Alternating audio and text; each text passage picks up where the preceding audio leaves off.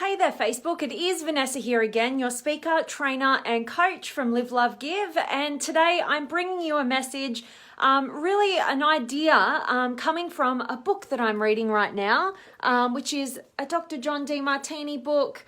I know it's backwards, but it's called The Heart of Love. And I just started reading it. It's my favorite topic to read about right before I go to bed. So I wanted to talk about a little piece of the story that Dr. John Demartini presents in the book, right pretty close to the beginning. I haven't got far into it just yet, but he tells this great story that I want to share with you guys. And it's all about the topic that I want to present to you guys around this concept that love cannot be destroyed, only changed in form.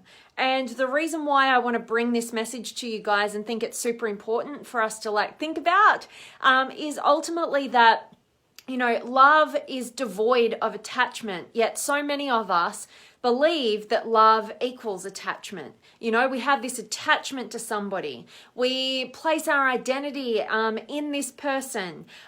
We are very much shaken up and destroyed depending on what that other person does if we say that we are in love with that person. And it's this whole kind of concept that I just fascinate over, and I love learning from different people about love. And this is one that really, really rings true for me. And that's what I want to talk into, because I believe that so much of our suffering in our relationships and in life is because of our attachments. And I'm not saying that we shouldn't have depth of connection with other human beings, but what I am saying, and I want to tell you about this story from Demartini, is that we need to think less about ourselves in a selfish way that limits other human beings, and more about what love really is. And love is not connected to the ego and the self in terms of what it's going to lose or what it stands to gain at the detriment of another person's growth potential, anything that makes them feel good and is healthy for them, all that sort of stuff. And so it is very much in line with one of the concepts I've spoken to you guys about, the word called compersion, which a lot of open relationships, polygamous communities, they actually really talk into that concept and have coined that concept. And I'll link that Facebook Live I did for you guys up if you guys are interested. But ultimately, compersion is the opposite to jealousy. It's being able to be happy for another person that you love to find love or joy with another human being. And it doesn't just have to be in an intimate way, but that's how I think in that community it's really looked at and used. But the story that I wanted to share with you guys that I read in the book last night was just to give it a kind of a lowdown. Demartini was talking about a past relationship that he was in with his late wife. And he tells a story of they used to live on this board this boat together. I think Demartini still lives on this boat, but it literally travels around the world non-stop. And it just keeps moving on around the world. And it's full of amazing individuals, very wealthy individuals, I think. And they just travel around and they can get off at different ports and whatnot. And anyway, he was traveling, he was doing his thing, teaching his seminars somewhere else around the world.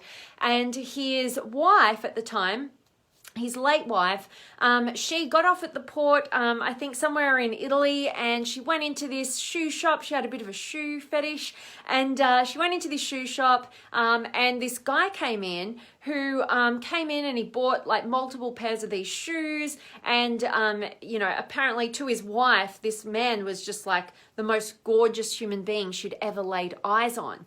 And whatever happened, he came over to her and he said, "You have got to be the most beautiful woman I've ever laid my eyes on."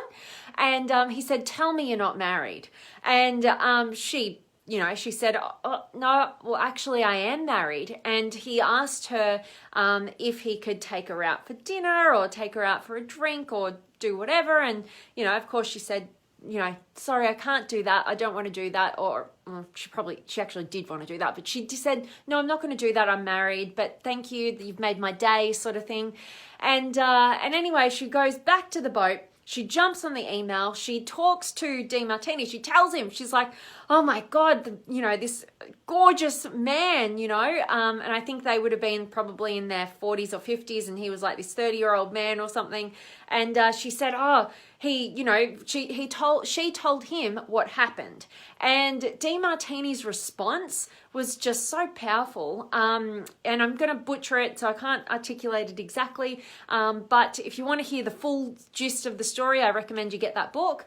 But, it's only a couple of pages, this story. Anyway, so he actually says to her, don't let me stop you at all. Honey, of course, you are the most beautiful woman I've ever laid my eyes on. And, kind of just reiterated exactly what this guy had said, and said, if you feel called to accept his invitation and let him take you out for dinner or do all this or whatever, go for it. Don't ever feel limited, by me or our relationship. And, I'm always traveling. Who knows if I ever get back, the crazy stuff that happens in this world. And anyway, she actually didn't end up going out with this guy, but that freedom, that lack of attachment, and it really is connected to today's message, which is why Demartini had that perspective on allowing his partner to do whatever she is called to do. No matter, he loves his wife, and he's expressing love in the form of freedom, and that's because he knows that love cannot be destroyed. It can just change form. And he trusted his wife enough to know that because whenever we are presented with a new human being in our environment, we don't even have to think consciously about it. We are analyzing them in each of the 7 areas of life, as Demartini would say. We're really looking about how they look after their bodies. We're looking at their financial realm. We're looking at what do they do for a living. We're looking at their relationships with their family or friends. We're looking at all the different areas of life, and analyzing and evaluating people all the time. It's just how we work as human beings. We're profiling people all the time. And he put trust in his wife to analyze and evaluate this guy, and have the opportunity to do whatever she wants in terms of that opportunity. Because if you limit somebody and they feel restricted, they can get very much caught up in what we call a fantasy. So they might start to fantasize about how limited they have been and how much better life could have been with this amazing man who could have swept her off her feet and bought her all the shoes in the world because they loved shoes together or something, crazy. And we get caught up in these fantasies and that kind of like, is the grass greener, and all those sorts of things that come from when we feel limited as human beings. And so he trusted that process enough to know that love does not get destroyed, it merely changes forms. And he trusted in himself and loved himself enough to know that he can offer a lot in all those 7 areas of life. And if his wife is going to evaluate, and if that other guy ended up being better in those 7 areas of life, then, he could accept that that's love and that's the direction for her. And that's what he wants for somebody that he loves, is to have, an even better quality of life, experience, relationship, whatever, instead of holding on, getting defensive, getting jealous, attaching to it, and limiting somebody so they feel restricted, and then they start creating fantasies about how life could have been potentially better, but instead, because he had that mindset, because he had that perspective, because he knew that love is in the letting go, fear is in the attachment, that he just up-leveled his own game and his own evaluation in terms of his wife's perspective in their relationship, and they deepened their connection, and they had like an even more amazing bond between them because of that kind of quality of freedom, which can only come from having an extraordinary quality of relationship with yourself, coupled with a really great understanding about what love actually is, which I believe really comes when we build that quality of relationship with ourselves. Because when we don't feel good within us, we're looking to the external to fill up that void that only we can truly fulfill from within. We're attaching to somebody else to prove to us that we're actually lovable, rather than doing the work on ourselves, getting ourselves into inspired action and moving in the direction of what is most authentic to us. And when we get into that quality of alignment, we can get to a quality of love that we would never have experienced before, because we're no longer focusing on our relationships in a form of attachment and to prove our lovability, but instead we are overflowing from within, that we just want the best for the people that we love. And we know that that's not always going to include us. We are not the center of everybody's universe, as much as we'd like to think we are at times, but we are the center of our own universe, and we need to treat ourselves that way so that we can actually have loving relationships with others. So I really hope that this is of value to you guys. It's just a topic that I love, and I just thought that story, although butchered, is a really, really great example of the difference between what we normally have in our relationships and jealousy and attachment and all sorts of limitations versus freedom and strength of, love for the self and wanting the best truly for another, and from that place, wow, the depths that we can go is so incredible. So really hope that was of value to you guys, and I really want to check in with you guys and make sure that you're saying hi. Let me know if you have any questions or comments or any words of wisdom that you want to share with us all today on the topic of love or whatever you like. I'd love to hear from you guys, so I definitely want to check in. So who have I got? I've got Jace in the house, awesome, and Moises is here, and Sam, so great to see you as always, and Tahia and Elliot's here, and Sam, loving that you're loving my earrings today. Thank you, my friend. And Gary's here. And Sam, you're loving the topic of love like me. I can't get enough of it. And Abhishek is here. And Beck's here. And Morris and Shukat. And Sam, yes, compersion. I love this amazing approach. Absolutely. It's definitely not easy. But I think, and Damien's here. I think that wrapping our head around that kind of concept gives us such a great pathway forward to kind of recognize and evaluate, are we in a loving relationship or a fear-driven kind of self-centered relationship, and that's what we need to do. We need to recognize what is our ability to let go if it's going to support another person that we love to their highest capacity rather than limit them, and I think we've all had those experiences in relationships where we've been limiting another, or we've felt very limited by them or the relationship or the contract of that, and I just want to say that I'm really just hoping that this message just can kind of expand our perspective on the concept of love and not go throughout our lives feeling like we thought we had experienced love, but actually we've just been in attachment because we haven't taken the time to do the work on us in order to move into the realm of true depth of connection and love. So love that. And Rachel's here. Awesome. And Sam, yes, true love is freedom. Could not agree more, my friend. And Simon's here. And Jace, yes, finally caught me live. I love it. Love always seeing you here, Jace. And Sam, yes, that's my belief. Love is fluid. Love it. And Manu's here. And Alan, I'm loving that this is making so much sense to you, my friend. Touches my heart. And David's here. And Gerardo and Patricia's here. So great to see all of you guys here. And Slogan and Sam. Yes, codependency drains relationships.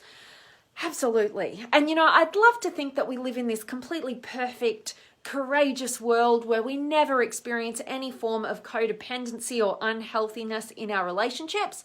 Truth of the matter is, it's struggle enough to look after our own relationship with self versus bringing in another person and managing that dynamic. So we have to be kind of realistic and kind on ourselves to have a vision for what we really want and have it really conscious and intentional about kind of getting to a place where we don't have that attachment, we have that compersion, not jealousy and attachment, but actually, real love and ability to want what's best for another, no matter if that includes us or not. But at times we're going to go through different cycles in our relationship. We're going to not feel so great within ourselves and revert to kind of seeking that in the external, in our relationship or elsewhere. And we need to have that kindness and that kind of give and take a little bit, and but all in the realm of progressing towards something truly compelling and in alignment with the people in that relationship. So absolutely, Sam. And slogan, hell yeah, live, love, give. You love it. And Christina, bonsoir to you, my friend. And loving that something's resonating today, Rachel. And Sam, give me freedom, and that's the best love you can give me.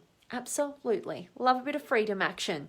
And Dushyant and Sam, how was gym today? I'm about to go, actually. I'm about to get changed and head out the door. I've had such a busy day working, coaching, doing all sorts of stuff today. But yes, definitely about to go and hit the gym before it gets too packed. But I'll let you know.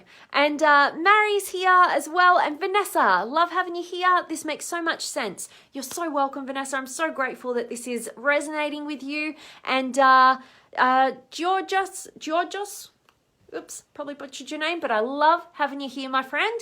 So I'm really hoping that today's message has resonated, served you, empowered you, expanded your perspective on love, relationships, and your own relationship with self, knowing that we get attached to the external when we're not looking after the internal. So, use that as a guide and know that the best work that you can ever do is that work internally.